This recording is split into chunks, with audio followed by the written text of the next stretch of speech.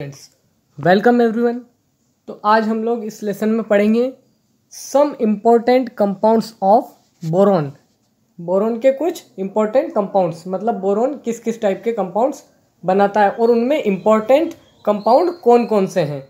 तो इसी सीरीज़ में हम लोग फर्स्ट कंपाउंड पढ़ने जा रहे हैं, वो है बोरेक्स, जिसका फॉर्मूला होता है Na2B4O7.10H2O।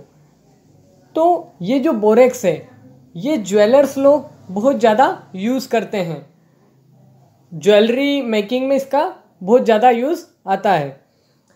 इसके बाद अब हम इसको पढ़ते हैं।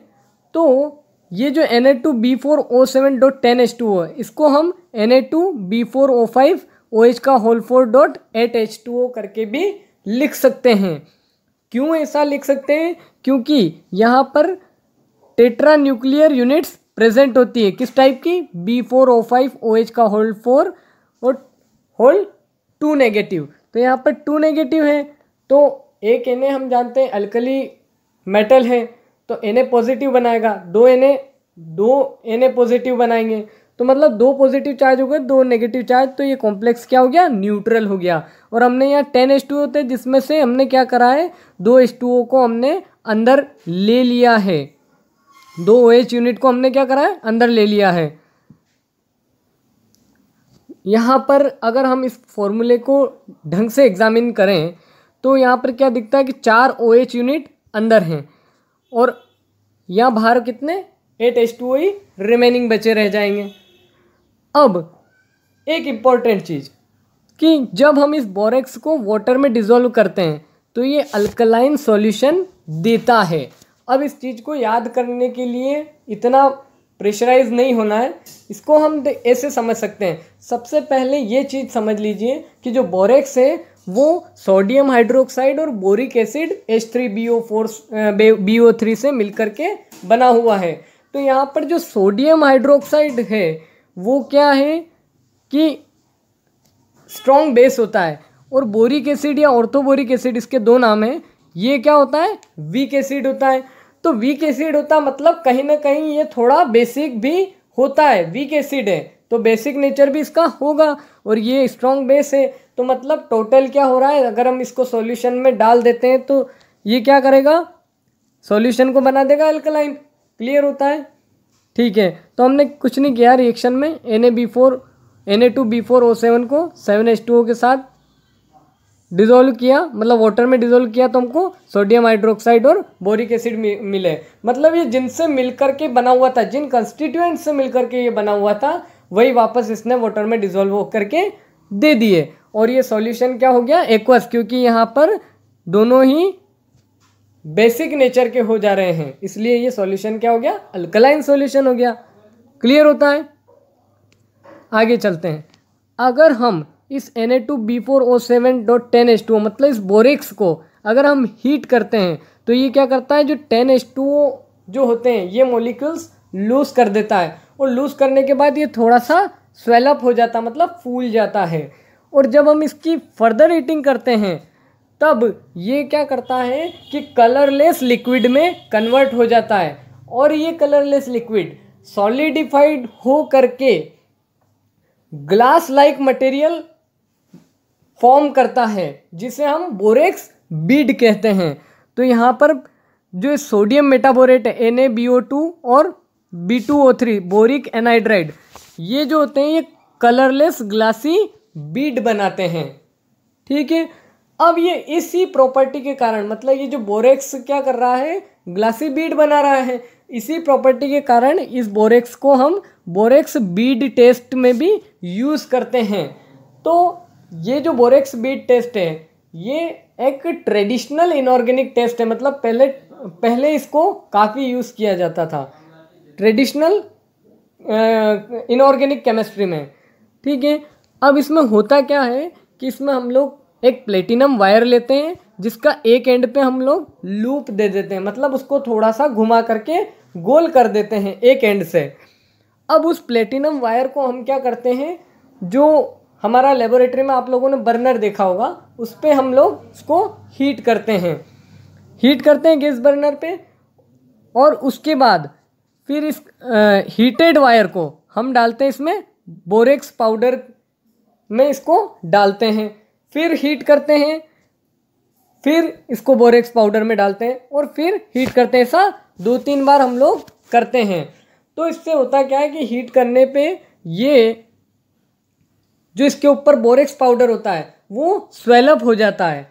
अब वो स्वेलअप हो जाने के बाद अब इस रॉड को, प्लेटिनम वायर की जो ये हमने बनाई है, इसको हम फिर वापस जिस सॉल्ट का हमको टेस्ट करना है उसमें डिप करते हैं और डिप करके और फिर वापस इसको हीट करते हैं। तो फिर यहाँ पर हमको जो कलर्स मिलते हैं उस हिसाब से हम उस कंपाउंड को एनालिसिस करते हैं कि ये ट्रांजिशन मेटल कंपाउंड कौन सा है। क्लियर है? अब देखिए हम यहाँ पर मेटल सॉल्ट को एनालिसिस करते हैं, ये बात ध्यान रखिएगा। तो मेटल सॉल्ट क्या होगा, जैसे CuSO4, Cu 2 पॉजिटिव फॉर्मेशन करता है और SO4 के पास 2 नेगेटिव चार्ज है, तो ये एक सॉल्ट है। ठीक है, ये मेटल सॉल्ट हो गया। अब ये मेटल सॉल्ट जो है इसको अगर हम हीट करते हैं तो ये क्यूप्रस ऑक्साइड CuO और SO2 और प्लस हाफ O2 में ब्रेक हो जाता है। अब हम जो यहाँ हीट करने वाले हैं वो क्या हीट होता है, यहाँ पर CuO हीट होता है। और ये हम जानते हैं कि इस प्लेटिनम वायर के ऊपर हमने क्या करा था, सबसे पहले बोरेक्स में डिप किया था। तो यहाँ बोरेक्स में क्या, बोरिक एनाइड्राइड B2O3 तो पहले से ही है, तो ये कॉपर ऑक्साइड इस B2O3 के साथ रिएक्ट होता है और फिर यहाँ पर जो कॉपर मेटाबोरेट बनाता है जो कि ब्लू कलर देता है। तो उससे हमको कंफर्म हो जाता है कि ये जो मेटल सॉल्ट है इसमें कॉपर मेटल यूज किया है, क्योंकि जो कलर आएगा उस कलर प्रॉपर्टी के अकॉर्डिंग हम एक जजमेंट लगा सकते हैं कि सॉल्ट में ये वाला मेटल, ट्रांजिशन मेटल प्रेजेंट है। क्लियर होता है? आगे चलते हैं। अब हम नेक्स्ट कंपाउंड पढ़ने जा रहे हैं ऑर्थोबोरिक एसिड या बोरिक एसिड H3BO3 के बारे में। तो सबसे पहली बात, ये एक वाइट क्रिस्टलाइन सॉलिड होता है और ये वाटर में बहुत कम डिसॉल्व होता है, पर अगर हम हॉट वाटर अगर लें तो ये काफ़ी ज़्यादा उसमें सॉल्यूबल होता है। ठीक है, अब इसको बनाएंगे कैसे? तो इसको बनाने के लिए हम क्या करते हैं, जो बोरेक्स का एक्वस सॉल्यूशन होता है उसका एसिडिफिकेशन करवा देते हैं। देखिए बोरेक्स क्या था, Na2B4O7। अब इसका एक्वस सॉल्यूशन बनाएंगे, मतलब एक्वस सॉल्यूशन मतलब हम वाटर तो इसमें ऐड कर ही रहे हैं। तो ये Na2B4O7 और यहाँ पर हमने 5H2, मतलब इन दोनों को क्या बोलेंगे, एक्वस सॉल्यूशन ऑफ बोरेक्स, इन दोनों को मिला करके। अब एसिडिफिकेशन करवाना है, मतलब एसिड डालना है।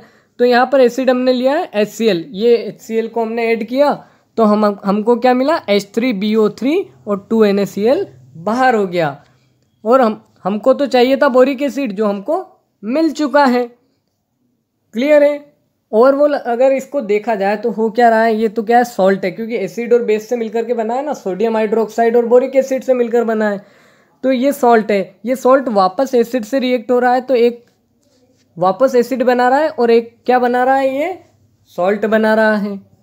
ठीक है, अब एक इसकी इंपॉर्टेंट प्रॉपर्टी कि ये वीक मोनोबेसिक एसिड होता है। अब मोनोबेसिक एसिड के बारे में हम समझते हैं। मोनोबेसिक एसिड का मतलब है कि जो एक ही हाइड्रोजन लूज कर सके उन्हें मोनोबेसिक एसिड बोलते हैं। अगर 2 हाइड्रोजन लूज कर सके तो वो डाइबेसिक में आएगा, 3 कर सके तो वो ट्राइबेसिक में आएगा। और सबसे बड़ी बात कि ये प्रोटोनिक एसिड नहीं होता है, मतलब ये प्रोटॉन नहीं देता है, ये H3BO3 का H नहीं देता है। तो अब ये एसिड कैसे हुआ, अगर ये H+ नहीं दे रहा है तो ये एसिड कैसे हुआ? तो देखें ये क्या करता है, लुईस एसिड की तरह बिहेव करता है। मतलब लुईस एसिड का मतलब होता है, लुईस कंसेप्ट में इलेक्ट्रॉन को बेस माना गया था कि इलेक्ट्रॉन को जो एक्सेप्ट करेगा वो एसिड है और जो डोनेट करेगा वो बेस है। तो ये क्या करता है, इलेक्ट्रॉन को एक्सेप्ट करता है और लुईस एसिड की तरह काम करता है। अब ये इलेक्ट्रॉन किससे एक्सेप्ट करेगा, वो करेगा ये हाइड्रोक्सिल आयन से।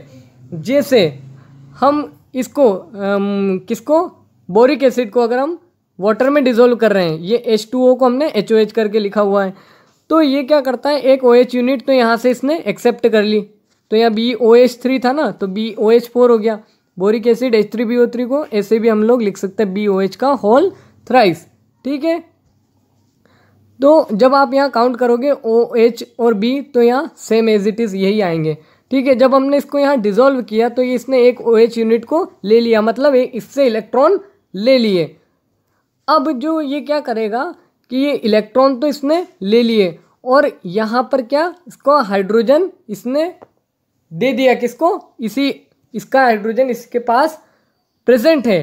तो मतलब ये H3O पॉजिटिव मतलब हाइड्रोनियम आयन का रिमूवल हो गया यहाँ से। H पॉजिटिव आयन को क्या बोलते हैं, हाइड्रोनियम आयन।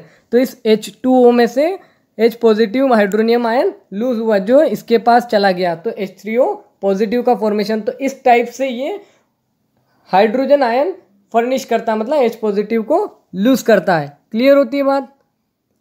अब हम बात करते हैं इसके स्ट्रक्चर के बारे में।